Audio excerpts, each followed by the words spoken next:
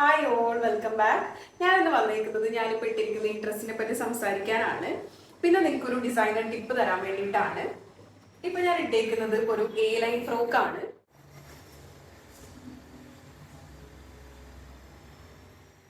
ഇതില് ഒരു യോക്ക് വന്നിട്ടുണ്ട്, ഒരു ബക്കറ്റ് ഷേപ്പുള്ള യോക്കാണ് വന്നിട്ടുള്ളത്. അതിലൊരു സിമ്പിൾ എംബ്രോയിഡറി വർക്ക് ആഡ് ചെയ്തിട്ടുണ്ട്. അതേപോലെ താഴെ നോക്കുവാണെങ്കിൽ ഗ്യാദേഴ്സ് ആണ് വന്നിട്ടുള്ളത്.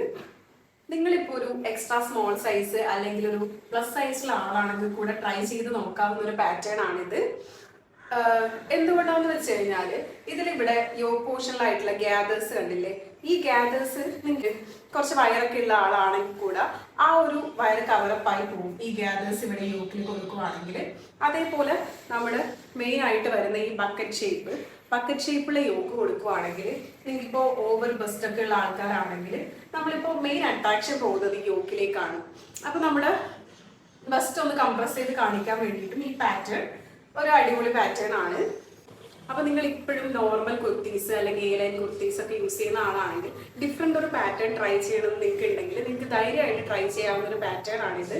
ഇത് നിങ്ങൾക്ക് ഫ്രോക്ക് ആയിട്ടും വെയർ ചെയ്യാം, അല്ലെങ്കിൽ നിങ്ങൾക്ക് ഒരു പാൻസ് ഒക്കെ സെറ്റ് ചെയ്യുവാണെങ്കിൽ നമുക്കൊരു കുർത്തിയായിട്ടും വെയർ ചെയ്യാവുന്ന ഒരു പാറ്റേൺ ആണിത്.